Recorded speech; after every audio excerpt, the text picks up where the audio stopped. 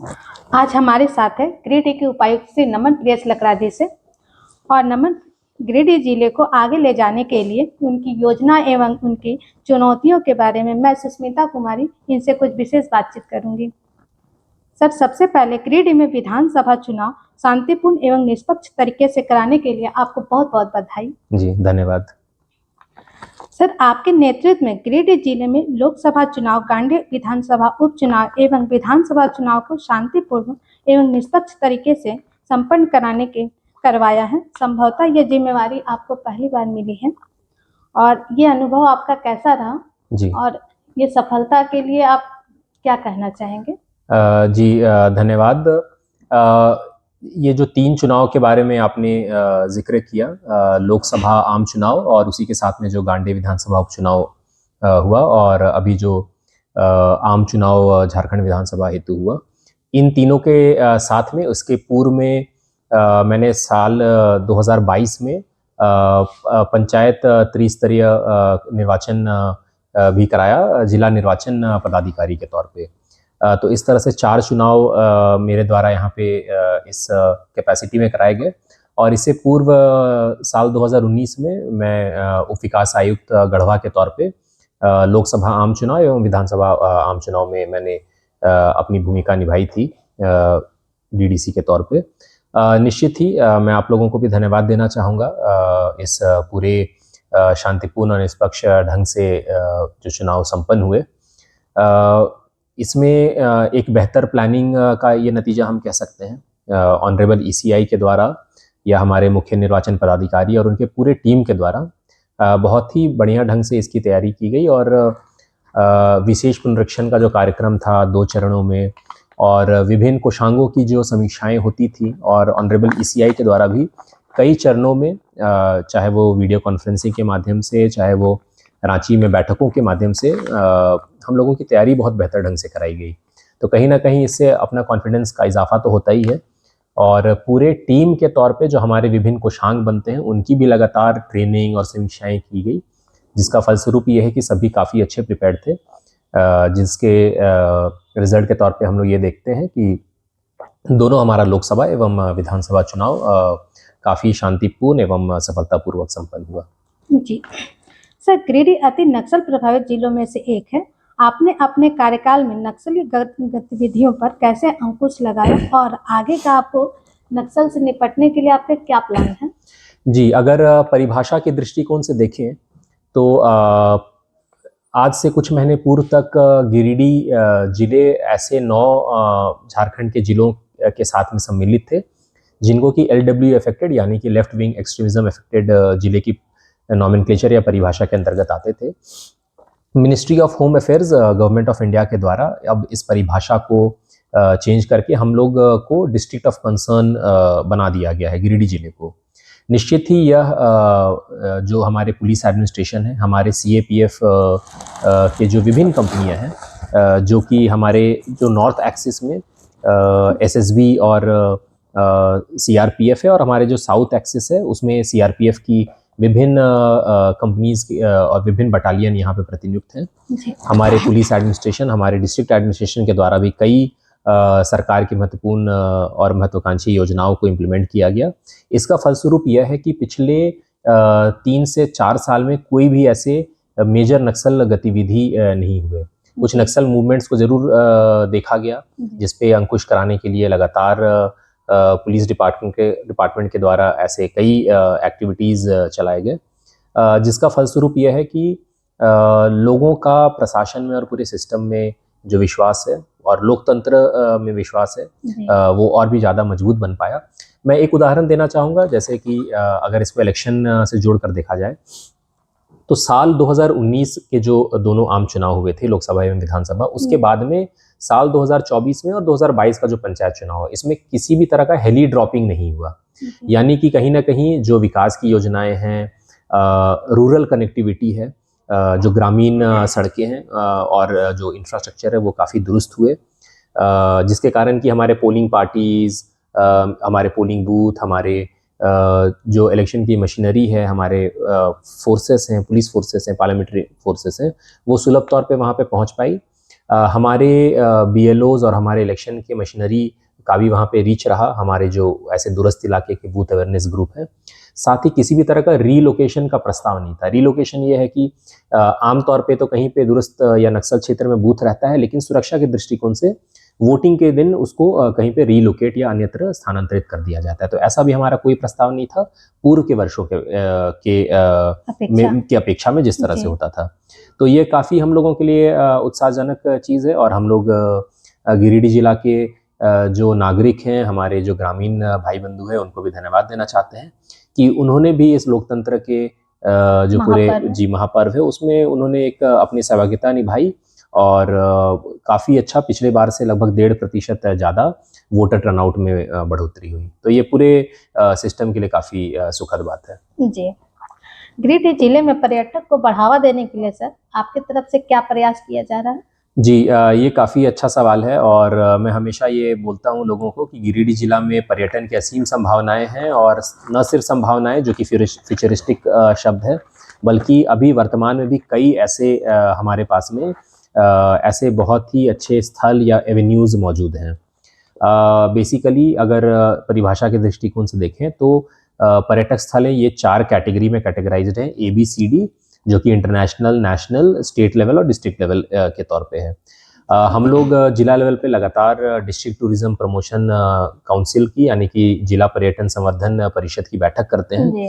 कई हम लोगों ने प्रस्ताव प्रेषित किया है, और पिछले 2.5 साल में जो हमारा स्टेट टूरिज्म प्रमोशन काउंसिल है उसके द्वारा कई ऐसे प्रस्ताव स्वीकृत हुए हैं।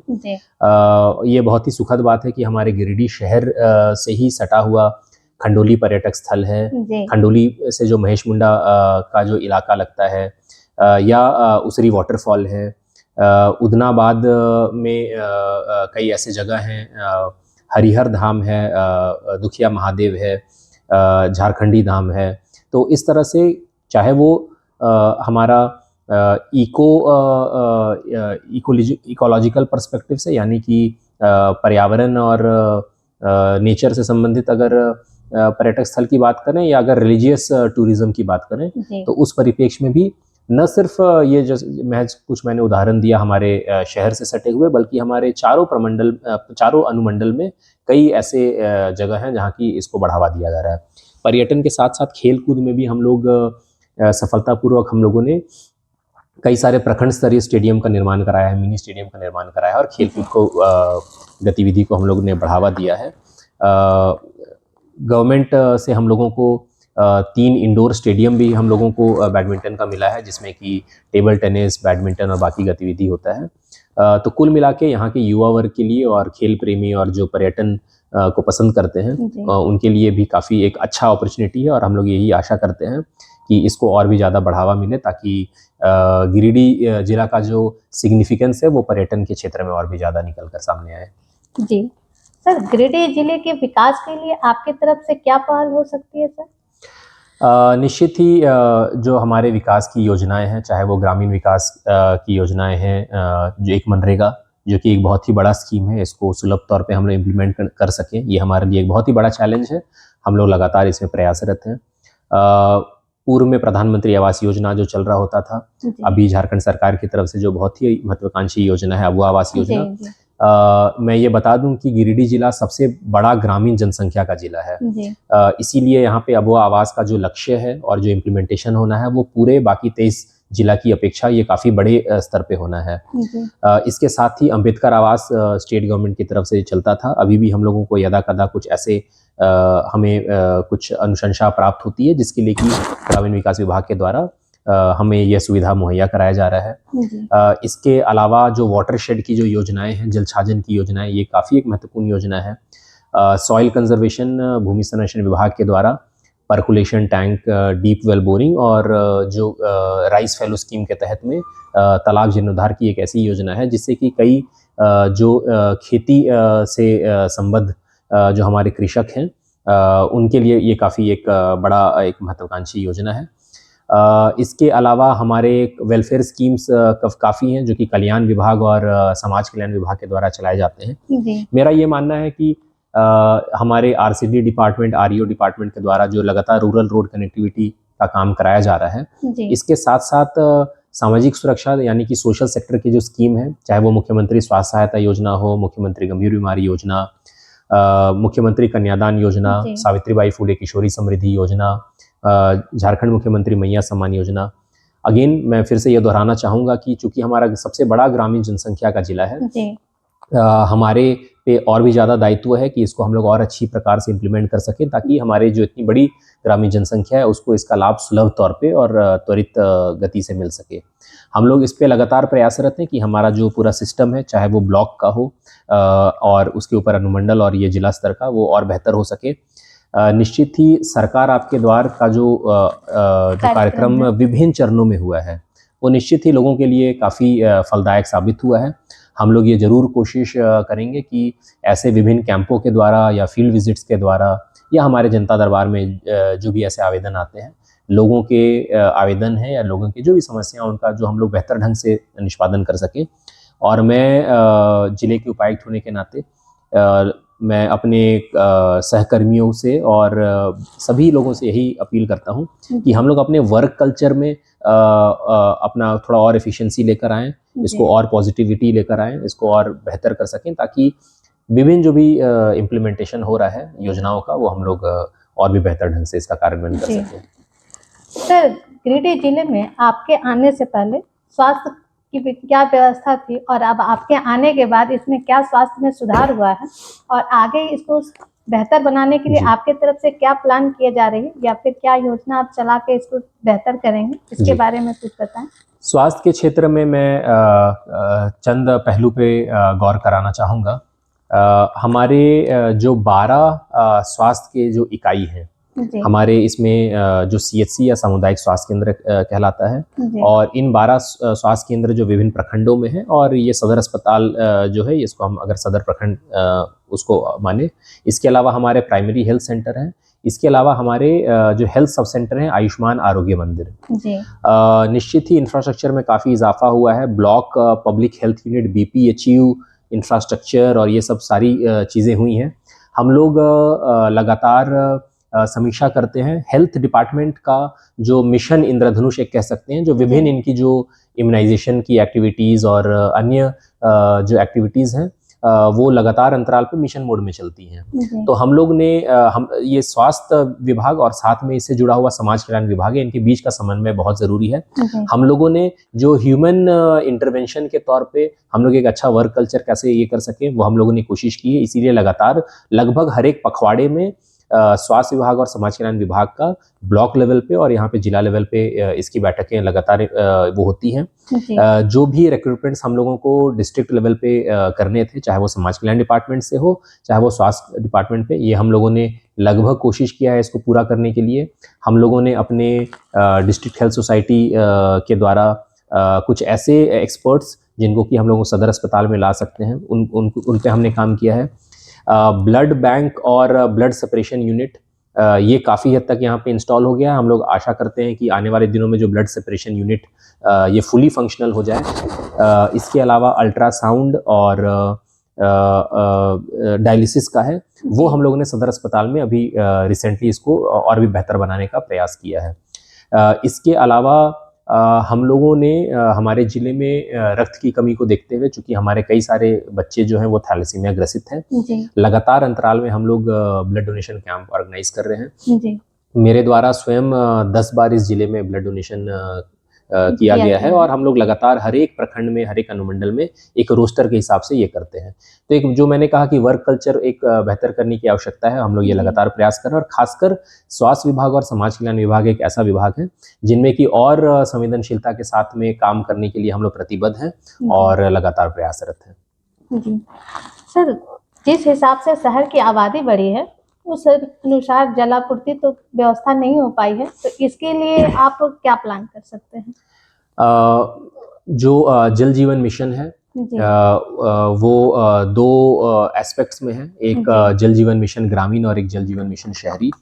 हम लोगों ने लगातार इसकी समीक्षाएं की हैं, और जो अर्बन डेवलपमेंट डिपार्टमेंट है, शहरी विकास एवं आवास विभाग जो है, उनके साथ में हम लोगों ने लगातार प्लानिंग की है। खंडोली जलापूर्ति योजना या CCL के भी जो विभिन्न चानक है, उससे किस तरह से हम लोग शहरी जलापूर्ति को दुरुस्त कर सकें, उस पर कई सारे डेलिब्रेशंस और कई सारी प्लानिंग की गई है।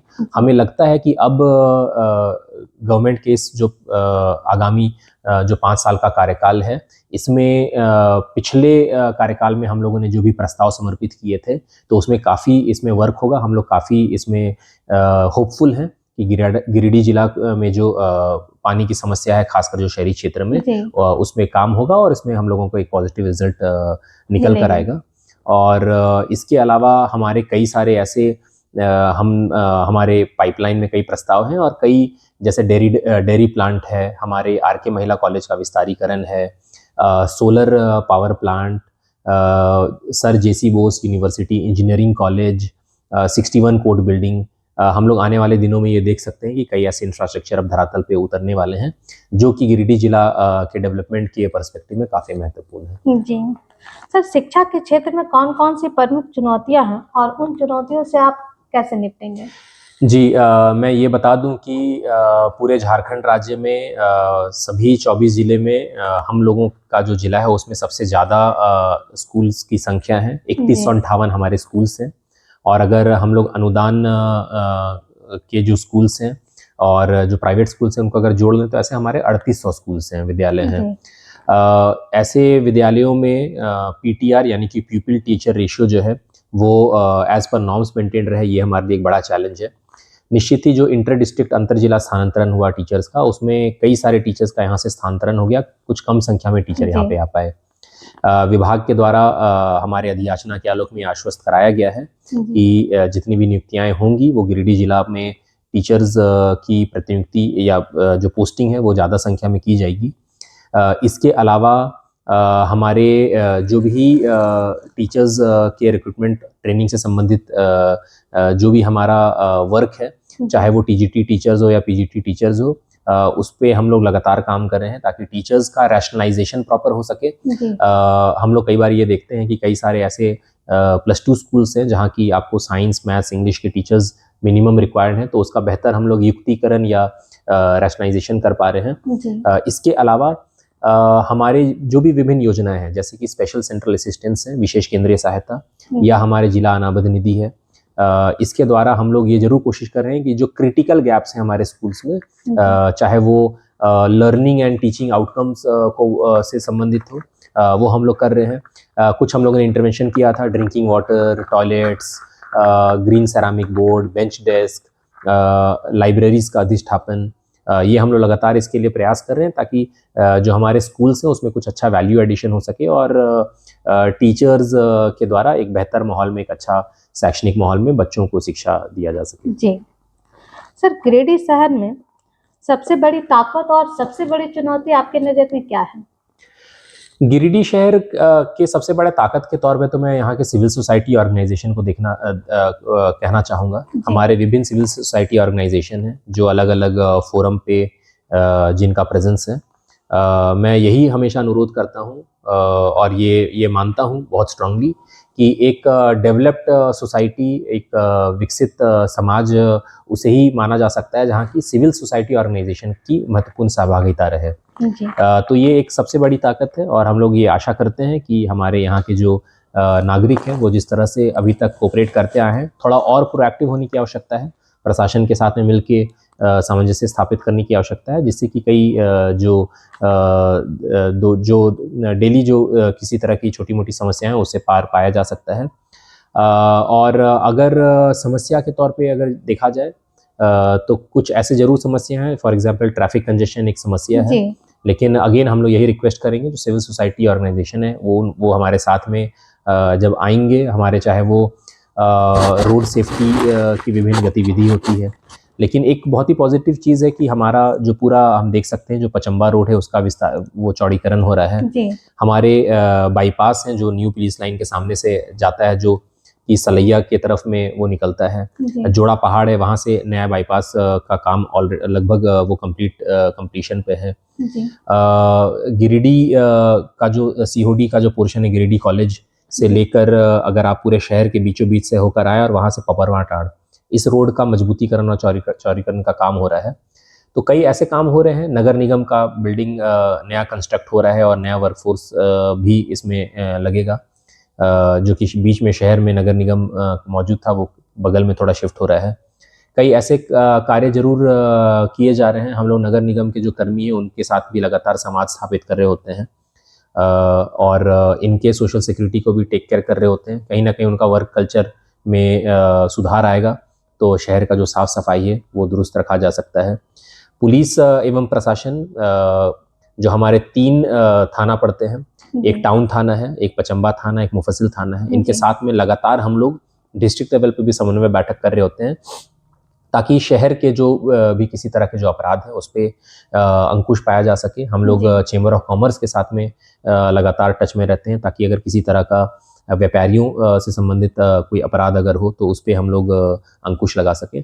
तो कुल मिला के जो चैलेंजेस हैं या कोई अगर समस्या तो मैं नहीं बोलूँगा, चैलेंजेस हैं, उस पर हम लोग लगातार काम कर रहे हैं। और हम लोग मैं आप लोगों के भी माध्यम से गिरिडीह जिला के नागरिकों को ये अपील करता हूं कि आप प्रशासन के पास में आइए, किसी भी प्रकार के चैलेंज या समस्या हो, हम लोग उसका मिलके हल जो है समाधान है वो निकालने की कोशिश करेंगे। जी सर, आप एक आईएएस अधिकारी हैं और गिरिडीह के भी बहुत से ऐसे युवा हैं जो भविष्य में आईएएस बन सकते हैं। उन युवाओं को सर आप क्या टिप्स देना चाहेंगे? जी, सबसे पहले तो मैं एक बहुत ही एनकरेजिंग बात बताना चाहूँगा यहाँ के युवाओं के लिए। ये गिरिडीह जिला सर जेसी बोस जैसे एक महान वैज्ञानिक और एक इंटेलेक्चुअल का ये कर्मभूमि ये रहा है। सबसे पहले वो ध्यान में रखें। और गिरिडीह जिला का एजुकेशन के टर्म्स में हिस्ट्री बहुत अच्छा रहा है। न्यू एजुकेशन पॉलिसी के आने के बाद में हम लोग ये एक्सपेक्ट करते हैं कि हमारे गिरिडीह कॉलेज, हमारे आरके महिला कॉलेज और अन्य कॉलेज में भी पढ़ाई के स्तर में और भी इजाफा हो। कॉम्पिटिटिव एग्जाम्स की जो युवा तैयारी कर रहे हैं उनके साथ में हम लोग टच में रहते हैं, चाहे वो हमारा central library master Sobaran Manjhi केंद्रीय पुस्तकालय हो, या हम लोग इलेक्शन के अवेयरनेस एक्टिविटी के लिए विभिन्न कोचिंग सेंटर्स में जाते थे। कुछ खेल के मैदानों में हम लोग कई युवाओं से हम लोग इंटरेक्ट कर रहे होते हैं। ये हम लोग पाते हैं कि यहाँ के युवाओं में असीम संभावनाएं हैं। मैं कॉम्पिटिटिव एग्जाम्स की प्रिपरेशन कर रहे युवाओं को यही कहना चाहूँगा कि आप सभी में असीम संभावनाएं हैं, और आप लोग अपने आप को डिसएडवांटेजियस पोजीशन पे ना समझें। ये ना समझें कि आप लोग रांची या दिल्ली जैसे बड़े शहरों में नहीं हैं तो आप लोग किसी भी डिसएडवांटेजियस पोजीशन पे हैं। यहाँ के पुस्तकालय, यहाँ के जो बुक स्टोर्स हैं, वहाँ पे मैंने भी स्वयं विजिट किया है। सभी तरह के स्टडी मटेरियल और किताबें मौजूद हैं यहाँ पे। आज के इंटरनेट के दौर में आप कहीं भी बैठे बैठे जो इंटरनेट के सोर्सेस हैं, स्टडी सोर्सेस है, वो आप एक्सेस कर सकते हैं। एक बस इच्छा शक्ति की बात है और एक मेंटल मेकअप की बात है। अगर आप स्ट्रांग विल पावर के साथ में आप अगर पढ़ाई करेंगे, चाहे वो आप गिरिडीह में बैठ के कर रहे हैं और शहर के किसी भी देश के किसी भी शहर में कर रहे हैं, आप सफलता प्राप्त कर सकते हैं। ज़रूरी जो है वो अपने प्रयास में ईमानदारी की ज़रूरत है। और मैं सभी को शुभकामनाएं भी देना चाहता हूँ। गिरिडीह जिला से हर साल कोई ना कोई सिविल सर्विस में क्रैक करते हैं और जिला का नाम रोशन करते हैं। मैं ये ज़रूर चाहूँगा कि न सिर्फ सिविल सर्विसेज में बल्कि विभिन्न कॉम्पिटिटिव एग्जाम्स में यहाँ के युवा अच्छी तरह से प्रिपेयर करें और गिरिडीह जिला का नाम रोशन करें। सर, अंत में मैं आपसे एक निजी सवाल पूछना चाहूँगी कि जब आप आईएएस की तैयारी कर रहे थे, आपका जो ट्रेनिंग आवर था, उस आवर के दौरान आपके ये में कोई ऐसा मोमेंट हो, ऐसी कोई घटना हो जो वाकया जिसे आप याद करने पर आज भी आपके चेहरे पे मुस्कान आ जाए? ऐसा कोई वाकया हमारे साथ और हमारे चैनल के माध्यम से सारे दर्शकों, गिरिडीह के दर्शकों को बताना चाहिए। मैं ये बताना चाहूँगा, कई बार मैं किसी फोरम में जाता हूँ, वहाँ पे युवा मोटिवेशन की बात करते हैं, और या अगर किसी तरह के फेलियर के केस में डिप्रेशन की बात करते हैं। मैं यही कहना चाहूँगा कि सेल्फ मोटिवेशन, खुद से मोटिवेटेड रहना, ये बहुत ही ज़रूरी है। और अपने माता पिता, अपने अभिभावकों को हमेशा अपना सबसे अच्छा मित्र माने। और जब मुझे एक दो प्रयास में सफलता नहीं मिल पाई थी, मैं 2012 का लंदन ओलंपिक्स देख रहा था, जिसमें कि मैंने देखा कि किस तरह से लोग 4 साल मेहनत करते हैं और ओलंपिक्स के वो 100 मीटर का जो रेस होता है वो 10 सेकंड के रेस के लिए वो अपना पूरा 4 साल लगा देते हैं। तो मुझे किसी एक वर्ष सफलता नहीं मिली, और तो मुझे ये लगा कि मुझे तो और 10 महीने के बाद ही मेरा अगला साल का एग्ज़ाम है। तो ये मुझे कहीं ना कहीं मुझे इस चीज़ ने प्रोत्साहन दिया। और डिप्रेस होना या दुखी होना अपने असफलताओं से, ये बिल्कुल भी नहीं होना चाहिए। निश्चित ही जो फेलियर्स है वो आपके सक्सेस के स्टेपिंग स्टोन से, ये मैं स्ट्रांगली मानता हूँ। और मैं ये ज़रूर चाहूँगा कि एक आभारी होना, आपके पास जो भी चीज़ है, और फीलिंग ऑफ ग्रेटफुलनेस होना कि आपको जो मिला है वो कई ऐसे बहुत ही कई लोगों के पास में नहीं होगा, चाहे जो भी सुविधाएं हैं या आपका फाइनेंशियल बैकग्राउंड जो भी है। तो मैं ये ज़रूर चाहूँगा कि अपने आप को भाग्यशाली मानते हुए लोग जिस भी पोजीशन में हैं लगातार मेहनत करें, और निश्चित ही उससे मैंने सीख पाई और फिर मैंने लगातार ये मेहनत किया। और हमेशा खुश रहना और हमेशा मोटिवेटेड रहना लाइफ में बहुत ज़रूरी है। तो ये मेरा प्रयास हमेशा से रहा है, तो ये मैं संदेश लोगों को देना चाहूँगा। सर, जैसे आपने कहा कि खुश रहना चाहिए लाइफ में, तो मैं हमेशा आपको देखती हूँ, स्टडी करती हूँ, तो मैं ये पाती हूँ कि आप हमेशा किसी न किसी मौके पे कुछ ना कुछ गुनगुनाते हैं। जी तो ये गुनगुनाने का क्या आपने कहीं गाना जो आप गाते हैं, गुनगुनाते हैं, जी तो ये आपने कहीं से ट्रेनिंग लिया या खुद से जी कैसे, और ये जी शौक आपको कब से रहा सर? जी, ये कोई फॉर्मल ट्रेनिंग तो मैंने नहीं लिया, जी लेकिन मैं किसी भी ऐसे एजुकेशनल प्लेटफॉर्म या फोरम में जाता हूँ तो मैं ये बोलता हूँ कि एक आदर्श विद्यार्थी या आइडियल स्टूडेंट की परिभाषा में 3 पहलू आते हैं। एक जी जो उनका स्टडी का जो सिलेबस या कोर्स है जी उसको अच्छी तरह से करें। दूसरा एक्स्ट्रा करिकुलर एक्टिविटी, वो आप सिंगिंग, डांस, डिबेट कंपटीशन, वो बाकी सारी चीज़ इसमें इंक्लूडेड रहती हैं, कम्युनिकेशन स्किल्स। और तीसरा है स्पोर्ट्स। जी ये मैंने काफ़ी ये लेट शुरुआत किया था, लेकिन कहीं ना कहीं ये मनोरंजन का आप एक माध्यम आप कह लें, या एक ये माध्यम कह लें कि कहीं भी आप किसी माहौल में जाते हैं तो you become a sport, and आप चंद गाना गुनगुनाते हैं। तो ये मैंने ये लेट शुरू किया था, और मैं लोगों से यही अनुरोध करूंगा कि आप में जो भी लिमिटेड स्किल्स भी है, लेकिन आप उसको निखारने का प्रयास ज़रूर करें। और मैं जितने भी अभिभावक हैं जो हम लोगों को सुन रहे हैं उनसे भी ये अनुरोध करूंगा, सभी टीचर से अनुरोध करूंगा कि सभी बच्चे के प्रतिभा को एक्स्ट्रा करिकुलर एक्टिविटीज़ में और स्पोर्ट्स में, पढ़ाई के अलावा, ये निखारने में आप लोग ज़रूर अपना अहम योगदान दें। जी, ये थे हमारे गिरिडीह के युवा उपायुक्त श्री नमन प्रियस लकड़ा जी। सर से हमने आज विभिन्न बिंदुओं पर बातचीत किया, और देवभूमि न्यूज चैनल को आपने जो इतना महत्वपूर्ण और कीमती समय दिया, उसके लिए सर मैं बहुत बहुत आपका धन्यवाद देना चाहूँगी। धन्यवाद। Thank you.